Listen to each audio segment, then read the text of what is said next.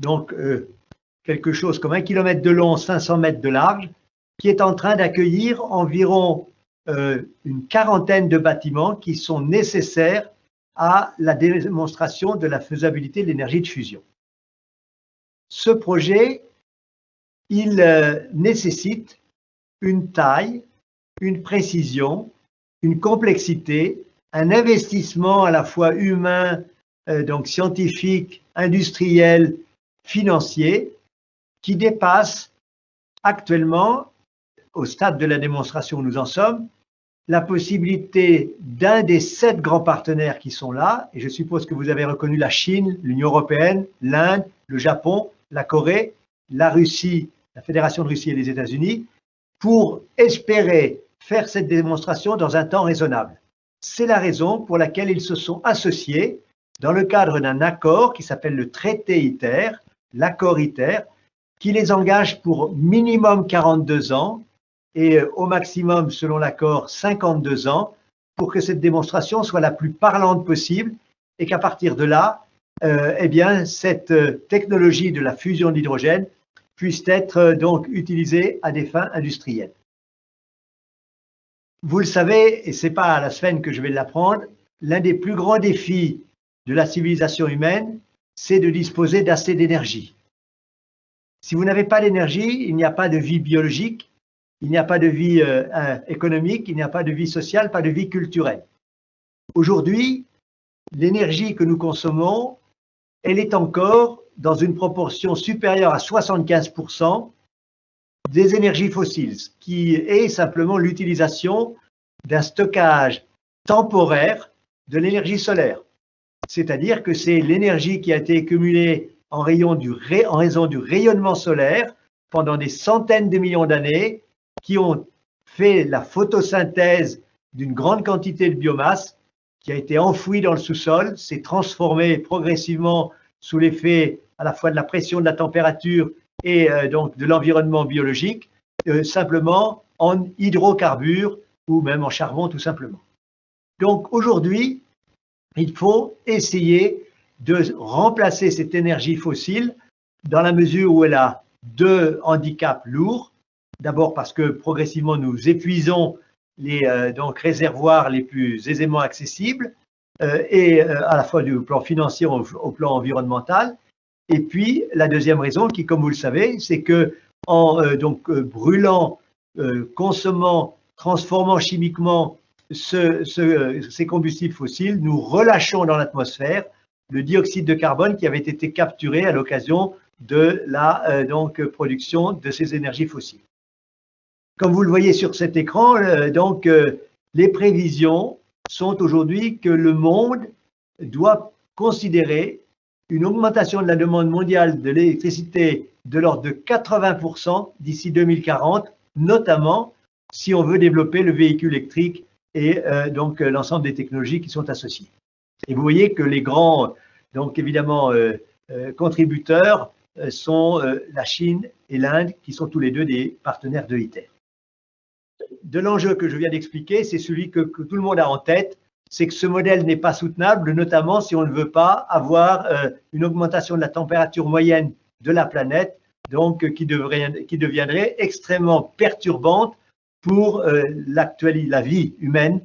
Juste pour vous indiquer qu'il y a 2 ans, la température donc à l'abri donc sur le site de Cadarache a dépassé les 48 degrés.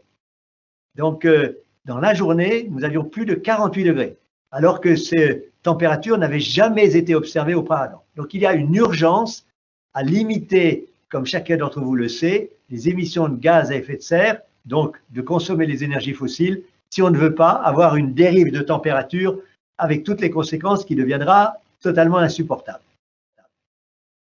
Alors comment peut-on produire massivement de l'énergie sans production de gaz à effet de serre? Je pense que vos participants le savent tous. Bien sûr, il y a les combustibles fossiles, mais la limitation, c'est l'épuisement inéluctable à une échéance plus ou moins rapprochée qui reste à définir du stock, et en particulier des stocks les plus facilement accessibles. Chacun le sait, aujourd'hui, par exemple, nous découvrons beaucoup moins de stocks de pétrole, de gaz et de charbon que nous en faisons disparaître. Et puis le deuxième, c'est l'urgence de pouvoir effectivement éviter le relâchement du CO2 et donc de le capturer, éventuellement de le recycler et de le stocker. Mais ça a un coût. Ça a un coût énergétique, ça a un coût financier. Donc cette solution ne peut être que transitoire. Deuxième option qui vous est bien connue, c'est d'utiliser directement le rayonnement solaire au travers de ce qu'on appelle les énergies renouvelables. En fait, c'est un mot abusif, si vous voulez. Donc les renouvelables, évidemment, il faut faire le meilleur usage. Elles sont tous pratiquement liées au rayonnement solaire. Et le rayonnement solaire, il a donc une limite, ou plutôt 2 limites. La première, c'est le caractère diffus du rayonnement solaire sur la Terre, et Dieu soit loué parce qu'autrement, donc on brûlerait. Donc c'est de l'ordre de 100 watts par mètre carré, si vous voulez. Et donc, si vous voulez une grande quantité d'énergie, vous êtes dans la nécessité, effectivement, à ce moment-là, de devoir mobiliser énormément d'espace, et qui dit espace, énormément de connexions. Donc, a priori, le développement des énergies renouvelables doit être, je dirais, conçu comme un usage local, donc, et temporaire, parce que, deuxième élément, comme vous le savez, le soleil ne brille pas 24 heures sur 24. Voilà, la troisième option, comme vous le savez, encore une fois, moi je suis très favorable au développement des énergies renouvelables, pour autant qu'elles soient économiquement donc viables et qu'elle ait un impact sur l'environnement et les conditions de vie de tout et à chacun dans des conditions favorables. Troisième élément, c'est la fission nucléaire qui vous est tous familière. Donc vous les connaissez, je ne dis pas quels sont les bénéfices et quelles sont effectivement les limites. Donc c'est effectivement les enjeux de sûreté et la contrainte de la gestion des déchets nucléaires. Comme vous le savez, la France a fait ce choix et je pense qu'il faut qu'elle poursuive ce choix. Simplement, aujourd'hui, vous le savez peut-être, la quantité d'électricité parmi l'électricité produite mondialement, l'énergie nucléaire y contribue de l'ordre de 5 à 6%. D'accord?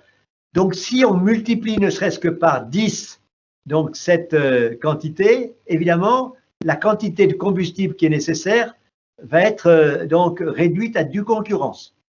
Aujourd'hui, vous le savez sans doute, on estime que l'uranium d'extraction relativement sûre et facile, c'est environ 250 ans devant nous. Donc si, entre guillemets, l'ensemble de l'humanité adoptait l'énergie de fission, eh bien, on réduirait la perspective de pouvoir l'utiliser à de l'ordre de 25 à 30 ans. Donc là, encore une fois, si on généralise, ce n'est pas une option durable. Et puis la dernière option, c'est la fusion. Et là, c'est un phénomène naturel dont je vais vous expliquer en quelques minutes ce qu'il en est, mais la démonstration n'est pas encore faite et c'est précisément l'objet d'ITER. On passe à la slide suivante. La fusion, c'est le phénomène le plus commun dans l'univers. C'est lui qui assure la production de l'énergie du Soleil et des étoiles. Tous ces grands astres sont en fait essentiellement composés d'hydrogène et la masse de cet hydrogène est telle que sous l'effet de la pression gravitationnelle, donc la force du poids des couches extérieures de ces astres, le cœur des astres est à une densité qui peut aller jusqu'à 100 fois la densité du fer. Et dans ces conditions, les forces sont tellement grandes que vous imposez au noyau d'hydrogène qui normalement se repousse à une grande et moyenne distance liées aux forces de répulsion électrostatique, à ce qu'on rentre dans la gamme des distances atomiques ou subatomiques, et à ce moment-là, il y a un nouveau jeu de forces qui s'exerce, qui sont les forces qu'on appelle nucléaires de courte portée, qui sont, elles, attractives. Donc, les composants des noyaux vont être attirés les uns vers les autres pour former un nouveau noyau, un noyau d'hélium, qui en fait n'est pas un noyau stable dans cette isotopie particulière, et qui va expulser un noyau d'hélium stable et un noyau et un neutron. Donc, ce sont ces particules qui vont partir avec une grande énergie et qui vont augmenter la température du cœur des astres, du Soleil notamment, pour les porter de l'ordre de la quinzaine de millions de degrés. Ce phénomène-là, peut-être peu de gens le savent, le premier qui l'a mis en évidence en tant qu'hypothèse, c'est un Français, c'est Jean Perrin. En 1919, il a envoyé une lettre à l'Académie des sciences en disant qu'il pensait que l'énergie de fusion de l'hydrogène était le phénomène de la fusion de l'hydrogène était l'énergie du Soleil et des astres. Et à cette époque, dans sa petite note, il explique qu'il a fait un petit calcul sur un coin d'enveloppe et qu'il estime que le Soleil en a encore pour 5000 années donc, de brille. Il s'était simplement trompé puisque vous savez, il y en a encore pour 5 milliards d'années. Donc, l'erreur était tout simplement d'un ordre du million. Et assez vite, cette hypothèse a été reprise par d'autres scientifiques et qui a été effectivement à ce moment-là donc l'hypothèse retenue de base. Donc, c'est dans ces conditions que les physiciens ont essayé de voir si l'énergie de fusion, la slide suivante si vous le souhaitez, donc si elle était utilisable sur Terre, maîtrisable sur Terre, ne plus dépendre de l'intermittence et de la limite du flux du Soleil. Et dans ces conditions, ils ont imaginé d'utiliser un autre jeu de forces qui sont les forces électromagnétiques. Vous le savez sans doute, lorsque vous avez une particule chargée électriquement à proximité d'une ligne de champ magnétique, cette particule chargée est capturée par la ligne de champ magnétique, donc, et la particule va s'enrouler autour de la ligne de champ magnétique comme dans un escalier hélicoïdal et accélérer continuellement. Donc, vous imaginez que si vous avez un grand vide autour de la particule va accélérer continuellement très fortement et elle va atteindre de très grandes vitesses. Mais le vide absolu n'existe pas, bien évidemment, et à un moment ou à un autre, cette particule va rencontrer un voisin. Et si le voisin est un nouveau noyau d'hydrogène, eh bien, ils vont fusionner comme dans le Soleil ou les astres, en produisant le fameux noyau d'hélium que vous voyez et le neutron. Vous le voyez, en fait, l'énergie de la collision est de l'ordre de 0,7 millions d'électronvolts, donc l'équivalent de 150 millions de degrés, et l'hélium part avec une énergie 5 fois supérieure et le neutron 20 fois supérieur.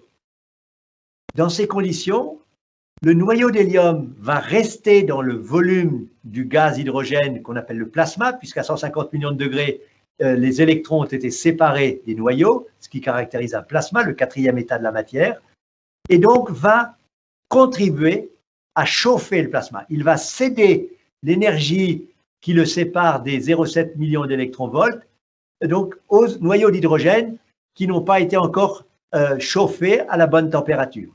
C'est pour ça qu'on appelle que ce plasma va être auto-entretenu. Alors, pas à 100%, mais à près de 80%. Et donc, je n'ai plus besoin d'apporter toute l'énergie qui était nécessaire à l'allumage, notamment. Et puis, le neutron, lui, par nature, il est neutre. Il va s'échapper de la cage magnétique et il va venir en collision avec le mur de l'enceinte à vide, donc grosso modo le réacteur, dans lequel le plasma se trouve. Et évidemment, il va être freiné par cette collision avec la paroi. Il va donc céder son énergie cinétique à la paroi, qui va se trouver réchauffée, donc va augmenter l'agitation thermique des noyaux, par exemple de fer, qui constituent la paroi. Et cette augmentation de température engendre évidemment de la chaleur que je peux récupérer avec une circulation d'eau. Portons l'eau ainsi de 20 degrés à 200-250 degrés, qui permettra, si je détends cette eau chaude, de faire de la vapeur et donc de pouvoir faire tourner une turbine. Voilà donc le principe de ITER, principe de ce qu'on appelle le tokamak, qui est un acronyme russe qui veut dire un récipient toroïdal, donc qui est inséré, qui est noyé dans une cage magnétique. Voilà. Donc, le grand bénéfice de cela, c'est que si vous choisissez la variété la plus efficace des noyaux d'hydrogène, qui sont ce qu'on appelle les isotopes du deutérium et les isotopes du tritium, eh bien, l'équivalent d'1 gramme de deutérium et de tritium qui fusionnent, c'est comme si instantanément, vous brûliez 8 tonnes de pétrole.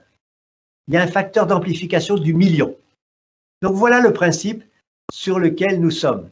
Alors, comme vous l'avez compris, la cage magnétique et donc le tissage des lignes magnétiques, un peu comme vous auriez le tissage d'un panier d'osier, si je peux m'exprimer ainsi, eh bien, il a l'avantage non seulement de permettre le chauffage, donc par l'accélération des noyaux du plasma, mais aussi de le confiner. Il va tenir à distance, puisque ça c'est le principe des forces électromagnétiques, de pouvoir agir à distance, le plasma loin des parois du récipient. Vous imaginez bien qu'une température de 150 millions de degrés, aucun matériau au monde n'est capable de soutenir une température pareille. Donc le matériau du récipient ne reçoit en fait que l'énergie du neutron et un peu de l'énergie radiative qui est celle du plasma. Voilà. C'est sur cette base que, effectivement, fonctionne ITER. Et comme vous le savez, ça se distingue clairement de l'énergie de fusion, de fission, dans lequel la collision d'un neutron avec un noyau lourd tel que l'uranium aboutit à des produits de fission, donc qui sont effectivement souvent radioactifs et donc qui continuent à libérer de la chaleur, et des neutrons qui servent à entretenir effectivement la réaction en chaîne. Voilà. Donc, l'ordre de grandeur est celui que je vous disais. Donc, aujourd'hui, la fission, c'est moins de 10% de la production d'électricité dans le monde. La France est un des pays qui se distingue avec encore aujourd'hui plus de 75% de son énergie électrique produite par le nucléaire de fission. Et puis, il y a l'autre phénomène, qui est le phénomène de fusion dont je viens de vous parler, qui est en fait assimilable à ce qu'on appelle la nucléogénèse. Au début du Big Bang, comme vous le savez, l'univers était constitué simplement de particules élémentaires, de composants élémentaires, les quarks, les leptons, etc., qui progressivement se sont agrégés, ont formé à ce moment-là des protons et des neutrons, qui à leur tour se sont agrégés, ont commencé à former l'hydrogène, puis évidemment l'hélium, puis toute la série, le carbone, etc., pour aller jusqu'à l'uranium, comme vous le savez, bien évidemment. Voilà. Donc, notre objectif, c'est de démontrer la faisabilité scientifique de cette technologie. Les combustibles, quelle est la matière première qui est nécessaire de réunir? Je vous remercie. Donc, c'est le deutérium et le tritium, qui sont les isotopes de l'hydrogène. Donc, le deutérium, en fait, il est donc un des composants naturels de l'ordre du % de l'eau qui est sur Terre.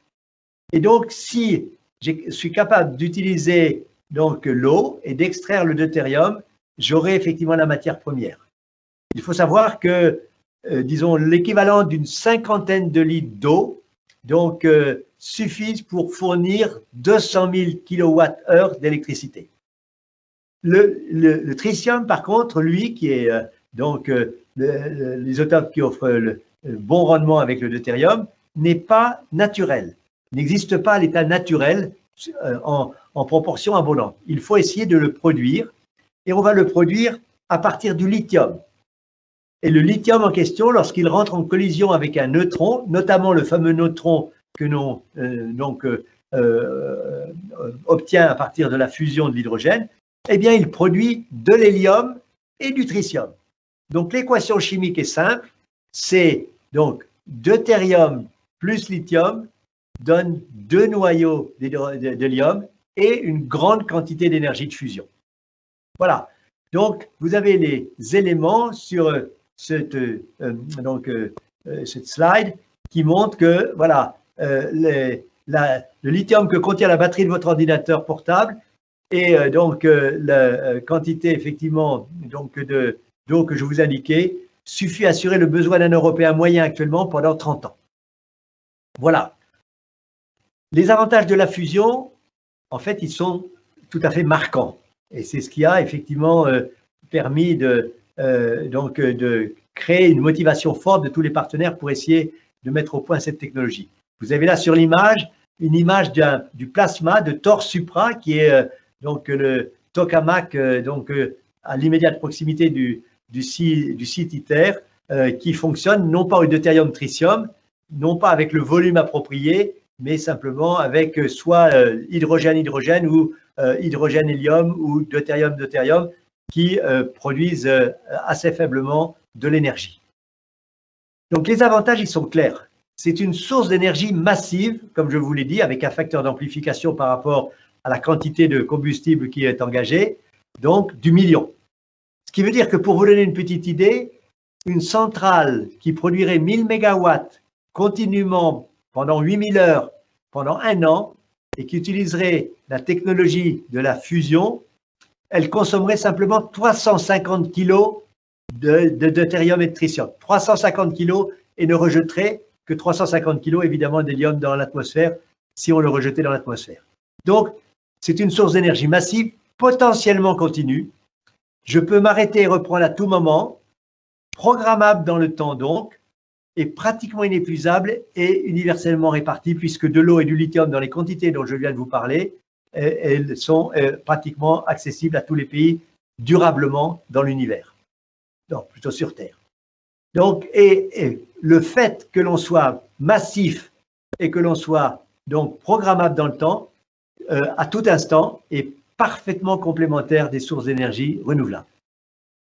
Le deuxième avantage, c'est qu'à un instant, dans le plasma ITER dont je vous parle, vous avez moins de 2 grammes d'hydrogène gazeux à haute température. Et pour que ça fusionne, il faut que les paramètres soient extrêmement adaptés. La température de 150 millions de degrés, un vide très poussé.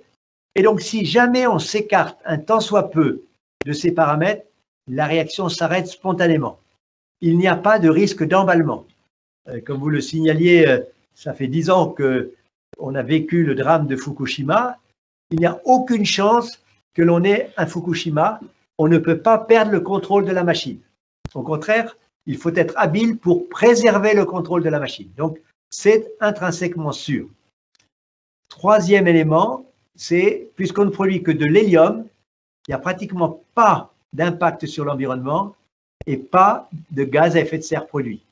Les 350 kg d'hélium que libérait une centrale de 1000 MW, c'est absolument, totalement négligeable par rapport à son impact sur l'environnement de proximité ou même l'univers. Comme vous le constatez, il n'y a pas de risque de prolifération non plus, puisqu'il faut des conditions extrêmement lourdes et pointues. Donc, voilà. Et in fine, certes, nous allons avoir de la radioactivité, ne serait-ce que parce que le tritium est radioactif. Nous allons aussi potentiellement générer donc des familles radioactives, non pas avec l'acier que constitue l'enceinte à vide, mais l'acier n'est jamais pur à 100%. Même si vous avez donc une partie par, enfin plutôt 100 parties par million donc de cobalt ou de nickel ou d'autres éléments de cette nature dissous dans le fer, eh bien si un neutron de haute énergie vient rentrer en collision avec eux, il est possible qu'on déclenche une famille radioactive. Mais la quantité est si faible la famille radioactive est telle qu'il n'y aura pas de déchets de haute activité à vie longue, à la différence de la fission. Voilà, ce sont ces avantages qui ont été déterminants pour pouvoir engager les 35 pays représentés par les 7 grands partenaires d'ITER à explorer cette option. Cette option, c'est une option qui fascine depuis longtemps. Il y a plus de 60 ans que dans le monde, près d'une centaine de tokamaks ont déjà été construits. Si vous allez sur le site de l'AEA, vous avez la liste de tous les tokamaks qui ont été construits. Depuis le premier, qui est aujourd'hui à l'université Charles à Prague, qui est celui que les Russes ont donné donc aux Tchèques à l'époque, et qui fonctionne encore, et qui est un tout petit tokamak dont la circonférence ne fait pas même 2 mètres. Vous voyez le tokamak qui a été installé en France dès 1957 à Fontenay-aux-Roses. C'est un tokamak de table, jusqu'effectivement au jet dont vous parliez, qui est le plus grand tokamak tel qu'il existe aujourd'hui au monde et qui fonctionne depuis 1983 et dont on espère que la prochaine campagne permettra effectivement des informations complémentaires tout à fait intéressantes. Tous ces tokamaks, ils sont très intéressants pour pouvoir utiliser sur le plan scientifique la fusion, mais ils sont trop petits pour que l'on ait plus d'énergie produite par la fusion que l'on est obligé d'en injecter pour atteindre la température effectivement appropriée du plasma. Donc, c'est sur ces expériences que nous nous appuyons avec la fusion démontrée par le jet, puisque en 1997, comme c'est inscrit ici, le jet a été capable de produire donc 16 mégawatts de chaleur de fusion. Donc, malheureusement, pour atteindre ces 16 mégawatts, il a dû, donc pendant la durée qui était d'une fraction de seconde, donc fournir 23 mégawatts de chaleur. Donc, le rendement est inférieur à 1 et comme vous le comprenez, ce n'est pas effectivement le meilleur scénario pour produire de l'énergie. Donc, là encore une fois, si la démonstration a été faite à l'échelle scientifique, il manquait un maillon, qu'elle soit faite à l'échelle donc quasi industrielle avec une production nette d'énergie. Et c'est dans ces conditions qu'en 1985, lors d'une rencontre entre le président Reagan et le secrétaire général, donc M. Gorbatchev, eh bien, ils ont pris la décision de lancer une grande coopération internationale dans le domaine de l'énergie de fusion pour le bénéfice de toute l'humanité. Donc, en fait, ils avaient été invités à le faire par 2 scientifiques, un russe et un américain qui se connaissaient, qui étaient tous les 2 passionnés donc de fusion, de potentialité de la fusion, et qui les avaient convaincus qu'au moment où ils mettaient fin à la guerre froide, eh bien, il fallait essayer d'utiliser les ressources pour effectivement faire la démonstration de la viabilité de l'énergie de fusion. Donc, c'est dans ces conditions qu'immédiatement l'Europe et le Japon se sont joints à ces 2 premiers pays et pendant une quinzaine d'années, ils ont dessiné la machine. Donc entre 1986 pratiquement et 2001, ils ont dessiné ITER, ils ont conçu la machine. En 2001, il a été compris, il a été entendu que le dessin était suffisamment mature, suffisamment avancé pour que l'on se lance dans la négociation sur la localisation du site, sur la gouvernance du projet et sur son financement. Il y a eu une longue négociation, je vous expliquerai si vous le souhaitez pourquoi elle a été si longue, et en fait, en juin 2005 à Moscou, unanimement les membres ITER, et entre-temps, donc la Chine, la Corée du Sud et l'Inde s'étaient joints donc au projet, eh bien, les 7 membres ITER ont unanimement choisi le site de Cadarache proposé par l'Europe et se sont mis d'accord sur la gouvernance et le financement. Et donc, dans un peu plus d'1 an de finalisation de la rédaction du traité international qui était nécessaire, eh bien, ce traité a été signé par l'ensemble des partenaires à l'invitation du président de la République française qui avait été celui qui avait débloqué la négociation au Palais de l'Élysée à Paris. Voilà. C'est dans ces conditions que ces 7 pays qui représentent plus de 50% de la population mondiale et plus de 85% de sa capacité donc, de production économique, eh bien, ils se sont engagés pour minimum 42 ans et potentiellement même jusqu'à 52 ans. Alors, ils se sont engagés donc pour construire cette machine Donc voilà l'image de la machine telle qu'elle est aujourd'hui. Donc c'est une coupe de la machine, comme une coupe d'un fruit si vous voulez. Donc vous repérez sans doute en orange ce qu'on appelle la coupe du Thor, la coupe donc de l'enceinte à vide qui est en acier inoxydable, qui fait à peu près 20 mètres de haut et qui effectivement est constituée d'une double paroi dans laquelle l'eau circulera. Et le mur de cette enceinte à vide est tapissé de tuiles qui sont des tuiles en beryllium et qui ont la vertu d'absorber les neutrons de manière extrêmement efficace sans engendrer de radioactivité. Donc, il y a autour de cette enceinte à vide, donc qui est un Thor, il y a donc une cage magnétique. Cette cage magnétique, elle est constituée de 18 bobines verticales, 6 bobines horizontales et une bobine centrale. Ces bobines vont créer le champ magnétique qui va permettre que le plasma va pouvoir effectivement se développer à l'intérieur de l'enceinte à vide comme une chambre à air en lévitation, donc ne touchant pas les murs et portant le gaz en question à 150 millions de degrés. Les bobines en question, magnétiques, pour créer le champ magnétique, et on a besoin d'un champ magnétique extrêmement élevé puisque c'est lui qui va apporter l'accélération. Si le champ magnétique est trop faible, l'accélération serait trop lente. Donc, ce champ magnétique, il est créé par des bobines supraconductrices qui ne dépensent pas, ne consomment pas d'énergie et qui doivent être portées à une température de moins 270 degrés. Donc, vous avez là l'écart de température le plus élevé dans le monde, 150 millions de degrés et moins d'un mètre 50, 2 mètres de cette température, vous avez moins 270 degrés, c'est-à-dire 4 degrés au-dessus de la température absolue. Et parce que, évidemment, comme vous l'imaginez, nous n'avons pas envie de perdre la basse température des bobines, celles-ci sont mises dans un grand thermos qu'on appelle un cryostat, qui est une boîte en acier, inoxydable encore une fois, qui fera 30 mètres de diamètre et 30 mètres de haut, qui sera très étanche, dans lequel on fera un vide poussé, pour pouvoir avoir une température aussi basse que nécessaire pour éviter la conduction thermique. Voilà. Il faut savoir que tout cela, ça représente 23 000 tonnes de matériaux, c'est-à-dire à peu près le poids donc de la masse de 3 fois et demi la tour Eiffel. Donc c'est comme si vous essayiez de mettre 3 tours Eiffel et demi dans une boîte de 30 mètres de diamètre et 30 mètres de haut. Voilà le défi qui est le nôtre. Nous ne faisons pas cela simplement parce que c'est séduisant, nous faisons cela parce que c'est nécessaire. Cette image, la slide suivante si c'est possible, donc cette image montre que le record mondial tel qu'il existe aujourd'hui, c'est avec un plasma qui a un volume de 80 mètres cubes, auquel vous devez fournir 23 mégawatts de chauffage et qui va vous produire seulement 16 mégawatts de chaleur de fusion. ITER, c'est un plasma dont le volume est plus que 10 fois celui du jet en Europe.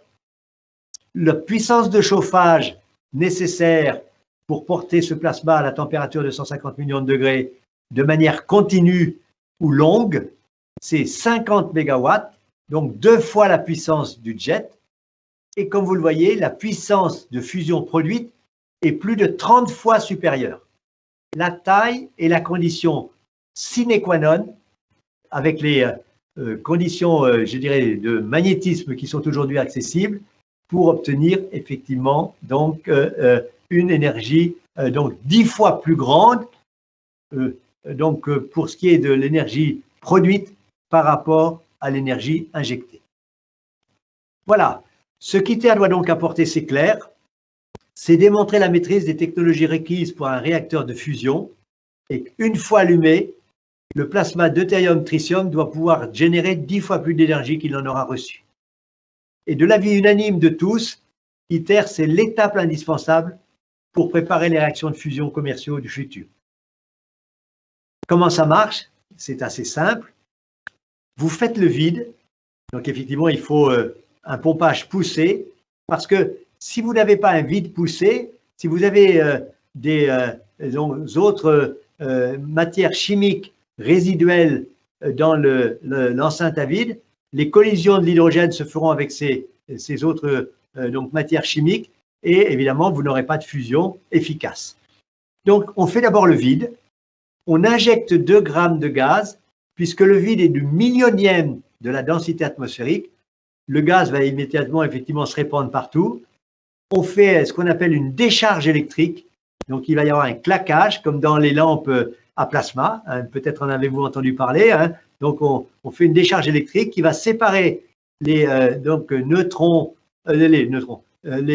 noyaux des électrons. Et donc, on a créé des charges électriques séparées qui vont immédiatement être sous l'influence du champ magnétique et qui vont accélérer. La puissance du champ magnétique est telle que l'accélération va porter l'hydrogène en quelques dixièmes de seconde, même moins, à une température de 40 millions de degrés. Je n'ai pas encore les 150 millions cherchés.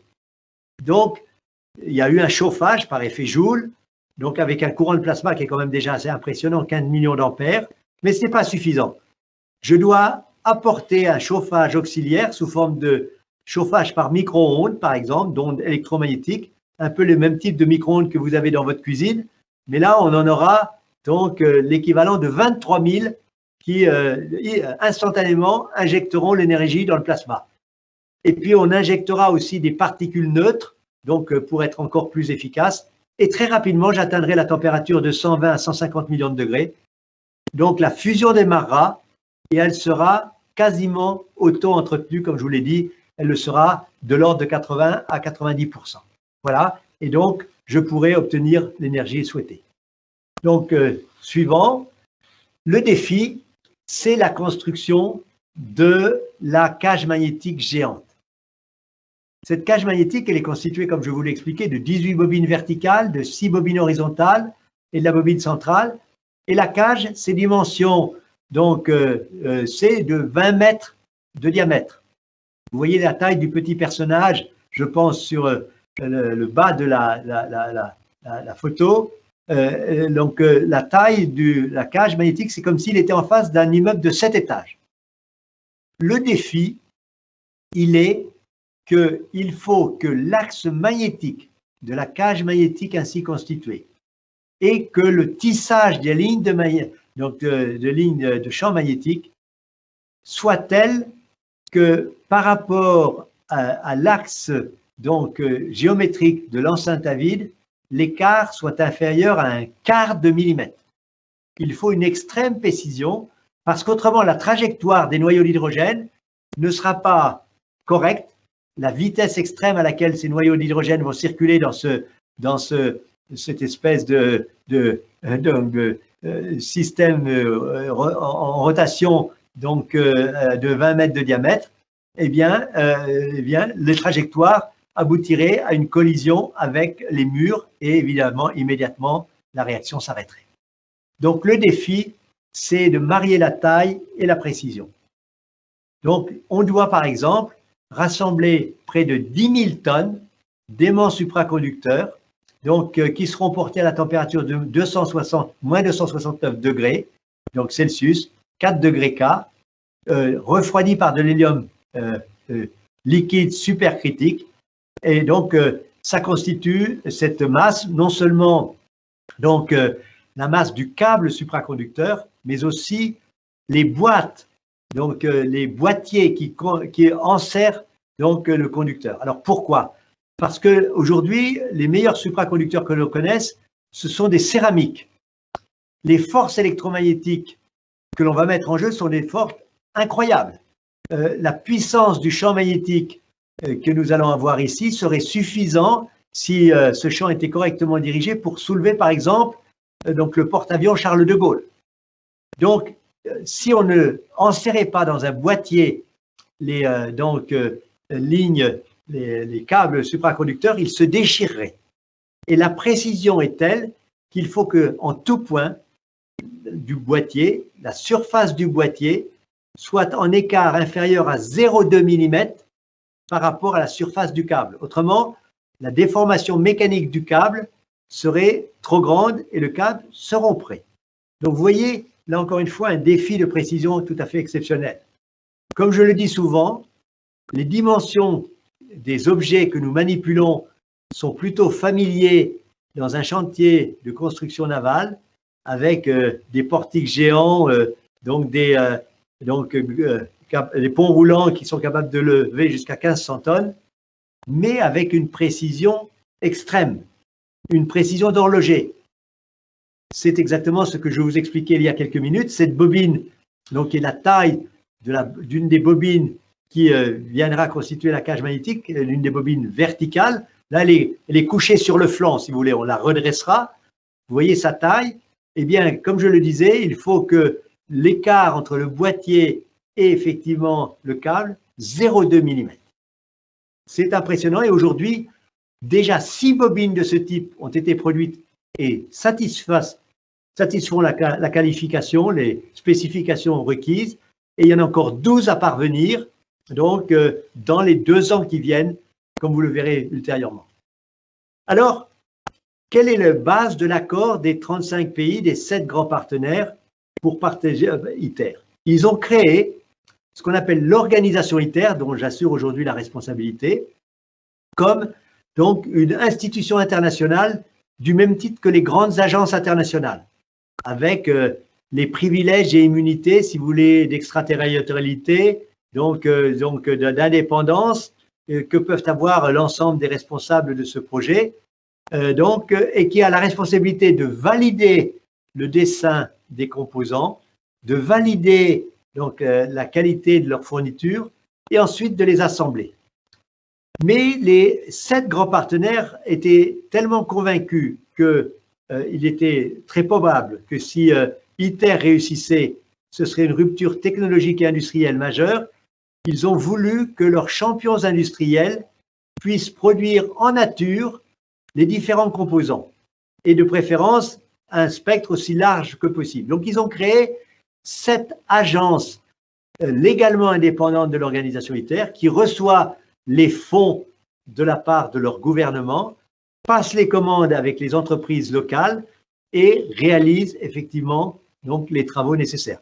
C'est à peu près donc des contributions financières des partenaires, 90% de cette contribution qui se présente sous forme de fourniture en nature. La grande innovation, c'est qu'en fait, les membres ITER partagent la totalité de la propriété intellectuelle.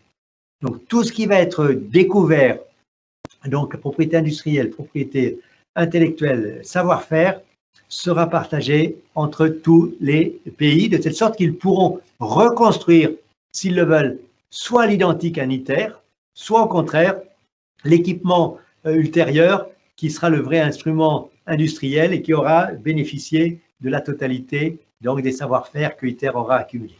Donc, c'est dans ces conditions qu'il y a eu un accord dans le cadre de l'accord ITER, où les 7 membres ont décidé, merci, effectivement d'apporter ces contributions en nature selon donc une distribution, un partage des responsabilités, et les 6 pays non européens disant qu'ils apporteraient chacun environ 9% de la contribution du coût de la construction, et que l'Europe, ce serait 5 fois plus. La raison essentielle, c'est comme vous le verrez tout à l'heure, c'est que l'Europe est le grand bénéficiaire évidemment économique puisque c'est en Europe que cette machine se construit. Donc, c'est sur cette base-là que le projet a démarré en 2007, mais en fait, le début du projet a été compliqué.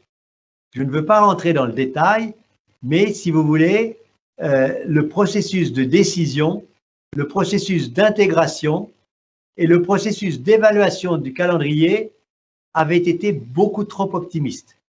Grosso modo, ils pensaient que parce qu'il y avait 35 pays autour de la table, il fallait que toutes les décisions soient prises au consensus. Vous imaginez la complexité d'avoir un consensus entre la Chine, les États-Unis, la Corée, l'Europe, donc la Russie. Voilà, ça demandait des jours et des jours de palabres, de discussions, et ça n'avançait pas. Donc c'est dans ces conditions que les membres ITER ont dit que l'on ne pouvait pas continuer selon ce même mode. Donc, ils ont remercié les directeurs généraux qui avaient fonctionné jusqu'à maintenant dans ces conditions-là, et ils ont fait appel à donc des candidatures pour essayer de fonctionner différemment. Donc, moi-même n'étais pas candidat. Vous avez rappelé que j'étais l'administrateur général, le directeur général du CA, du Commissariat à l'énergie atomique aux énergies alternatives, jusqu'au 9 janvier 2015. Et j'aspirais à prendre ma retraite puisque j'atteignais l'âge vénérable de 65 ans. Mais on est venu me chercher en me disant, Monsieur Bigot, on a besoin de quelqu'un en qui on a confiance. Il faut restaurer la confiance dans le projet. Et il faut remettre sur pied une gouvernance adaptée. Donc c'est dans ces conditions-là, parce que je crois profondément et très sincèrement à l'intérêt de faire la démonstration de la fusion, qu'en dépit du fait que je pouvais légitimement et ma famille aussi aspirer à une heureuse retraite, que j'ai accepté de prendre cette responsabilité en 2015 et donc d'indiquer que je n'étais pas un homme miracle, que simplement je demandais à ce que l'on respecte, je dirais, les règles de bon fonctionnement d'un grand projet industriel de ce type-là. C'est-à-dire que, on délègue au directeur général la décision, capacité de prendre la décision, après qu'il l'ait instruite, après qu'il ait donc débattu de cette décision, et éventuellement les présenter au conseil si c'est une décision stratégique majeure, mais il avait tout pouvoir et qu'on n'était pas dans l'interférence où chaque pays disait « mais moi, votre décision, elle ne me convient pas, ça n'optimise pas mon apport, etc. » Et la règle que j'ai donnée, c'est que le jour où il n'était pas d'accord avec les décisions que je prenais, il me remerciait dans l'instant. Voilà, ils ont été d'accord sur ce point. La deuxième novation que j'ai prise, c'est avant les 7 agences domestiques et l'organisation ITER étaient des entités indépendantes. Chacun, une fois qu'il avait reçu sa feuille de route, disait « je ne veux pas en entendre parler, c'est moi qui avance ». Et donc, j'ai dit « on ne peut pas faire comme cela ». C'est comme dans une équipe de sport, si vous voulez. Même si vous avez 11 individualités sur le terrain de football, il faut qu'il y ait un capitaine. Il faut qu'il y ait quelqu'un qui fasse que l'équipe fonctionne comme un système intégré, un système coordonné. Donc, j'ai exigé que l'ensemble des 7 agences domestiques, même si elles restaient légalement indépendantes, fonctionnent sous l'autorité technique et fonctionnelle du directeur général de ITER. Et puis le dernier point, ça a été une révision du calendrier. Il y avait une illusion. On pensait à cette époque-là que l'on arriverait à construire la machine en 10 ans sans avoir vraiment consulté l'industrie. Et l'industrie a dit, ça c'est vraiment impossible. Donc j'ai dit, on va faire une revue de projet et on va se mettre d'accord avec l'industrie sur le meilleur calendrier possible. Et depuis 2015, nous fonctionnons sur cette base. En 2015, le premier plasma avait été prévu en 2025. Nous sommes toujours sur cette route, même si le Covid-19, et j'en reviendrai sur ce point, rend les choses de plus en plus compliquées, mais le glissement sera au mieux de quelques mois ou au plus, donc une année a priori. Et comme vous le voyez sur ce schéma, nous envisageons de réceptionner tous les grands composants du tokamak au plus tard avant fin 2022. Voilà. Donc, de telle sorte que nous pourrons finir donc les fameuses installations avant la fin 2024, auquel cas nous fermerons le cryostat et on aura 1 an pour qualifier la machine. C'est une étape majeure. Si nous réussissons, on ne fera pas un plasma qui produira de la puissance. Ce sera un plasma qui démontrera que la trajectoire des noyaux d'hydrogène est la bonne et que les bobines magnétiques ont été correctement positionnées, la chambre à vide permet bien le vide en question, les systèmes de toute nature fonctionnent. Il faudra ensuite avancer selon ce qu'on appelle une approche par étapes où une fois cette réussite faite, on installera le système de collecte de l'énergie, donc c'est les fameuses tuiles dont je vous ai parlé et le système de soutirage de l'hélium une fois qu'il aura été thermalisé, je dirais refroidi, mais enfin, vous voyez, le refroidissement, c'est de passer de 250 millions de degrés à 150. Hein. Donc, eh bien, je vais l'extraire, cet hélium, et donc les tuiles collecteront les neutrons. Donc, je vais installer ça avant 2022, fin 2028, si vous voulez. Et à ce moment-là, je donnerai la main aux scientifiques, puisqu'ils auront ce qu'il faut avec le chauffage thermique, plus des chauffages auxiliaires qui seront déjà disponibles, et le système de collecte d'énergie pour tester les premières faisabilités, les premières potentialités de la machine. Je reprendrai la main en 2030 pour pouvoir installer des chauffages auxiliaires qui me permettront là de passer des 40 millions de degrés dont je vous ai parlé très rapidement à 150 millions de degrés. Et donc, une fois ceci installé, j'offrirai aux scientifiques à nouveau donc, une campagne, donc, comme vous le voyez, entre juin 2032 et mars 2034, pratiquement 21 mois, pour pouvoir effectivement explorer les potentialités de la machine sans que je sois encore en capacité de recycler le combustible, puisque l'installation de recyclage sera installée donc entre effectivement fin 2034 et donc mars 2035. Et on pourra commencer la pleine puissance de fusion en 2035. Tout ça peut vous apparaître long, mais je peux vous garantir que c'est un défi de tenir ce calendrier. Donc aujourd'hui, dans le monde entier, tout le monde table sur la réussite de ITER et tous les pays sont en train, sur leur machine, d'explorer des scénarios partiels ITER pour pouvoir, je dirais, d'une certaine manière, faire une démonstration par partie de ITER et puis entraîner, d'une certaine manière, leurs meilleurs scientifiques et ingénieurs. Donc, où nous en sommes aujourd'hui? Nous en sommes que, alors que l'on suit mois après mois, donc les progrès des activités qui sont nécessaires pour aller depuis le dessin de la machine jusqu'au premier plasma, et à chacune de ces activités, nous avons donné un poids statistique, voilà, eh bien, aujourd'hui, c'est plus de 72% des tâches qui ont été réalisées. Et comme vous le voyez, donc, depuis 2015, nous avons progressé chaque mois en moyenne d'environ 0,7%. C'est seulement l'année dernière que l'on est descendu de 0,7% à 0,4-0,5%, dû au Covid, dû aussi à un certain nombre de difficultés techniques. Et donc, si on réfléchit, si je reste à, donc certes, une progression déjà ambitieuse, mais réaliste dans la phase d'installation de l'ordre de 0,5%, puisqu'il nous reste quelque chose comme 57 mois aujourd'hui de la fin de l'année 2025, 57 fois 0,5%, vous voyez que je suis dans la gamme des 27,5% qui me manquent pour compléter donc la construction de la machine. Voilà, donc une image présentement ici, qui est cette image du site ITER, tel que je l'ai découvert lorsque j'ai pour la première fois été sollicité donc en avril 2014, et disons un peu plus de 6 ans plus tard, ce qu'il en est. Comme vous voyez, le remplissage est pas mal. Aujourd'hui, on cherche de la place. À l'époque, il y avait juste la centrale à béton et puis effectivement une première excavation pour préparer donc l'installation du bâtiment tokamak. On a rencontré, et c'est la vie de tout projet, donc malheureusement une situation inattendue. En mars 2020, le 17 mars, la France est confinée. Le gouvernement exige que donc l'ensemble des activités s'arrêtent, excepté ce qui était dit des activités essentielles.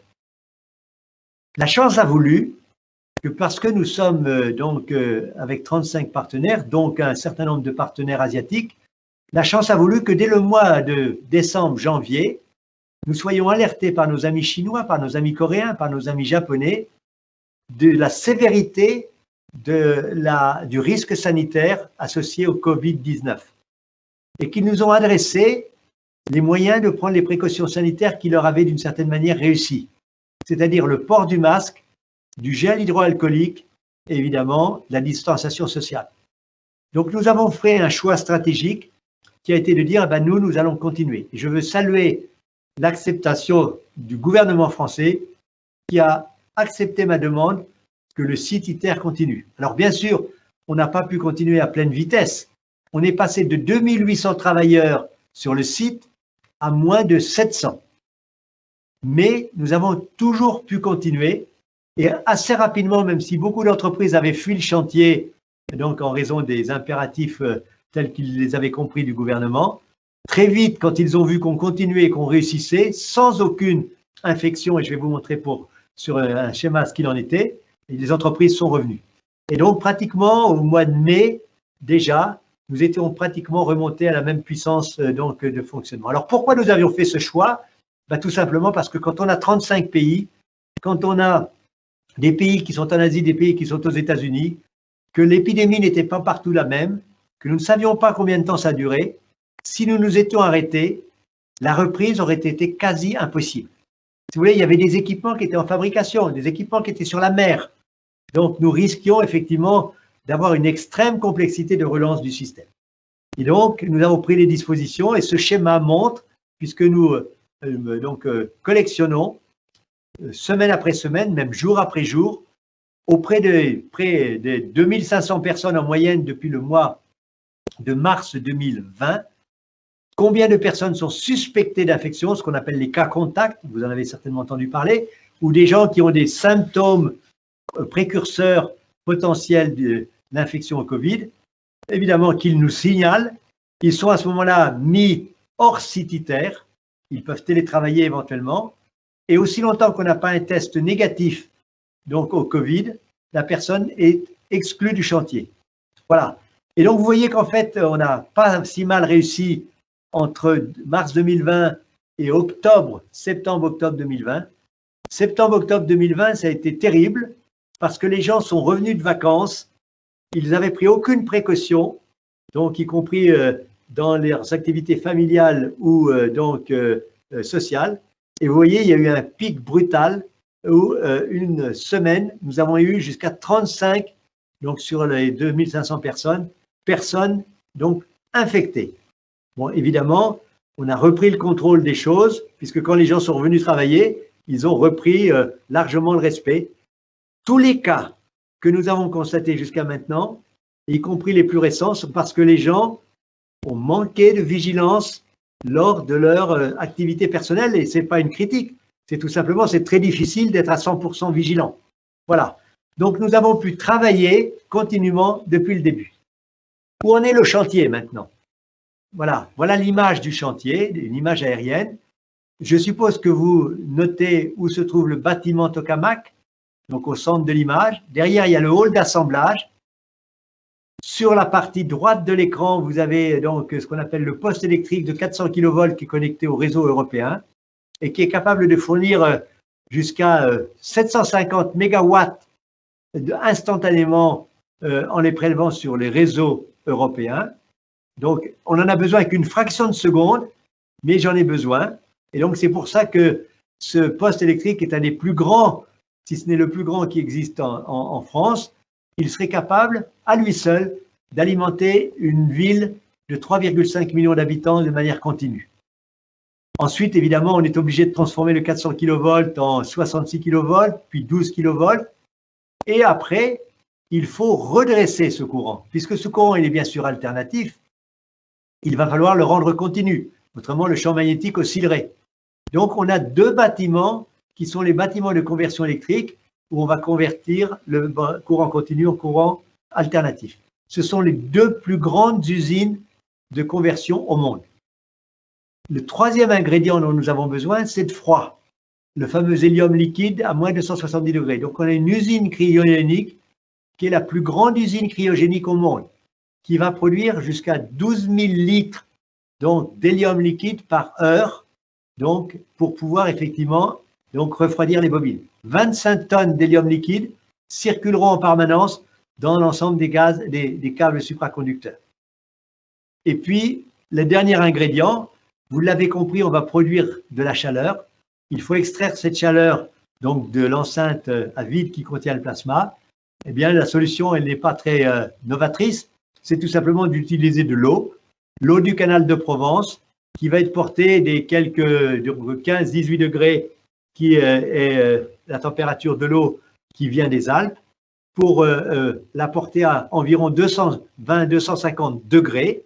Et là, eh bien, cette eau va emporter la chaleur de fusion.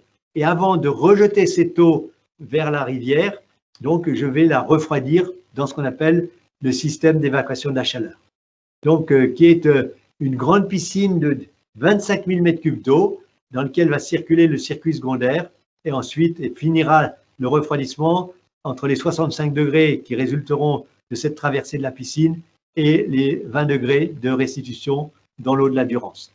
Voilà effectivement le schéma. Alors, évidemment, comme vous l'avez compris, on ne va pas produire de l'électricité sur le terrain. On va produire de l'eau chaude, sous pression, une vingtaine de bars.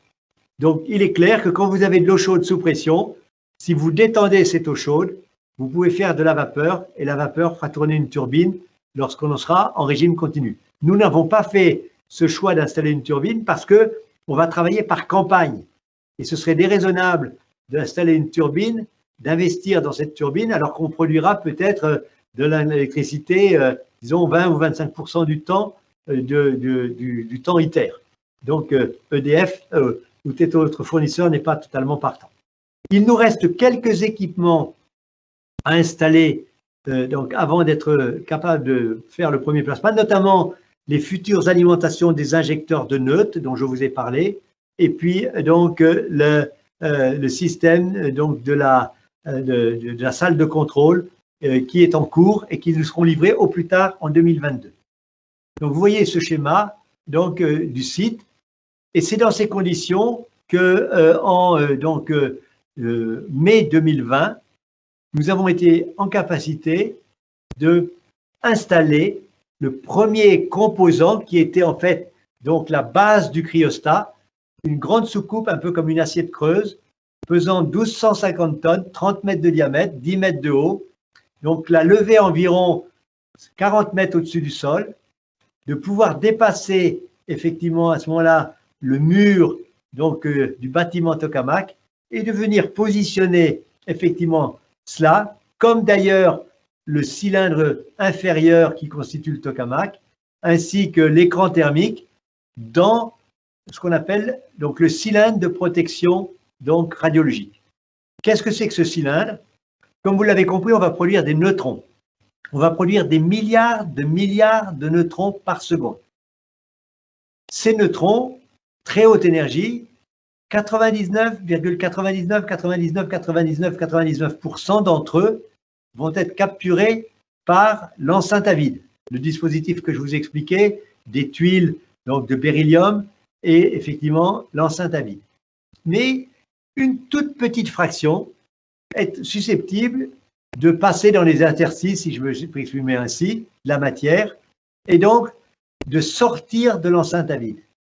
Évidemment, je ne veux pas que ces neutrons sortent du bâtiment, donc j'ai construit un grand cylindre avec un mur en béton de près de 2 mètres d'épaisseur qui, là, dans toutes les conditions, va arrêter tous les neutrons.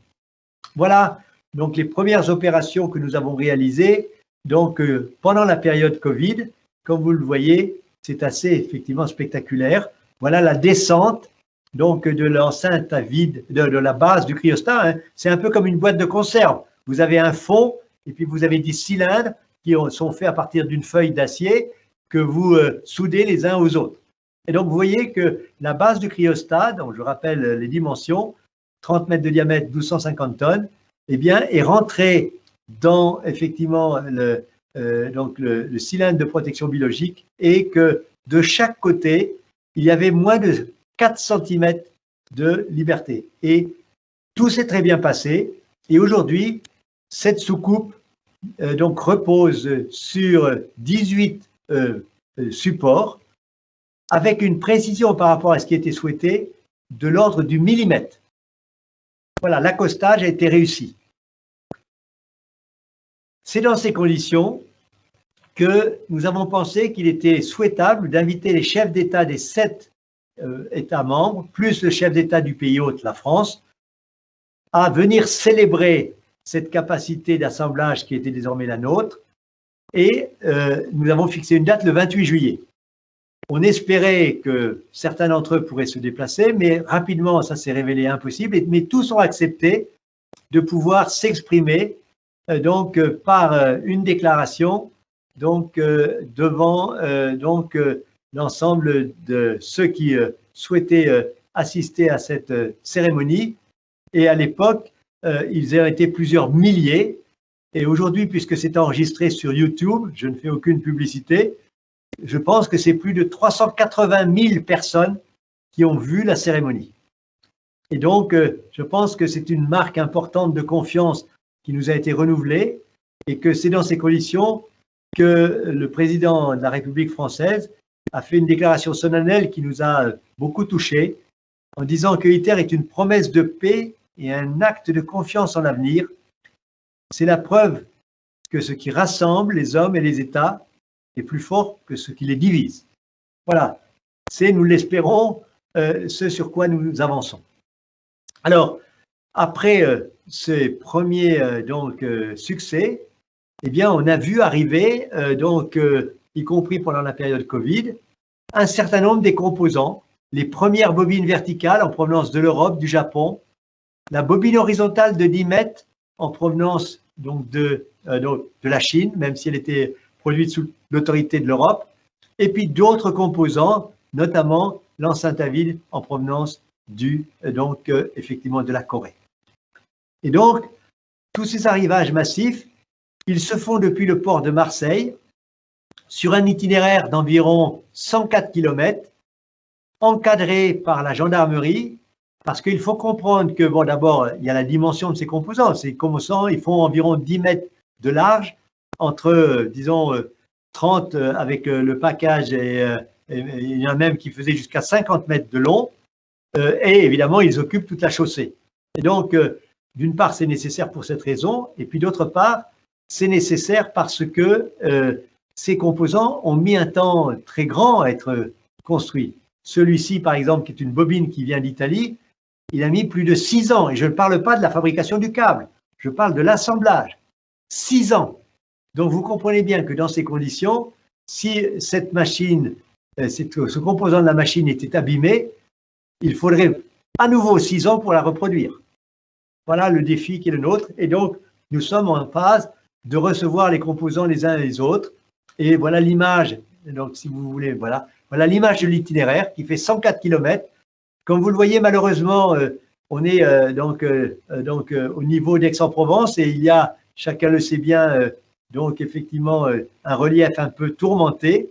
Et donc, on est obligé de prendre, non pas la ligne droite, mais de suivre là où un convoi de 10 mètres de diamètre, 10 mètres de haut, donc jusqu'à 50 mètres de longueur, était capable de passer. Et donc, c'est des convois où environ 140 personnes accompagnent la nuit, en 3 ou 4 nuits, donc au rythme d'environ 25 km par nuit, au pas d'un homme qui marche, l'avancée du convoi jusqu'à ITER. Et c'est les collectivités territoriales qui ont essentiellement, avec l'État français, aménagé l'itinéraire. On coupe en fait 7 fois une autoroute. Donc on traverse l'autoroute quelques fractions de seconde. Et peut-être l'avez-vous vécu vous-même. Ce qui se passe, c'est que à ce moment-là, il y a 3 voitures de gendarmerie qui se mettent à environ 100 à 120 km de là où on doit couper l'autoroute, de front pour progressivement ralentir le flux des voitures, venir pratiquement mourir à l'arrêt au moment où on va traverser l'autoroute et libérer les véhicules dès que nous avons franchi l'autoroute. Voilà. On a environ 250 fois à répéter cet exercice. Et jusqu'à maintenant, on l'a fait environ 75 fois avec succès. Une fois que l'on a les composants effectivement sur le site, il va falloir les associer, il va falloir les assembler. Et donc, en particulier, il faut installer les lignes qui transportent l'hélium liquide, ce qu'on appelle des lignes cryogéniques, environ 5,5 km de lignes cryogéniques. Il faut installer des câbles électriques de toute nature, c'est plus de 10 000 km de câbles. Il faut disposer d'un système d'évacuation de la chaleur, comme je l'ai dit. Donc, même si on va produire environ 500 MW de chaleur, de manière standard, on peut espérer avoir des pics à plus élevés, donc des rendements plus élevés. Et puis, il y a la chaleur produite par les machines tournantes et un certain nombre d'autres équipements. La conversion du courant alternatif en continu, c'est près de 8 km de jeux de barres qu'il faut effectivement avoir installé dans les halls de conversion. Et puis, évidemment, si vous êtes un peu informé de la façon dont fonctionne un réseau électrique, si vous prélevez instantanément en une fraction de seconde 500 MW de puissance, vous avez ce qu'on appelle effectivement donc une composante réactive qui est réinjectée dans le réseau.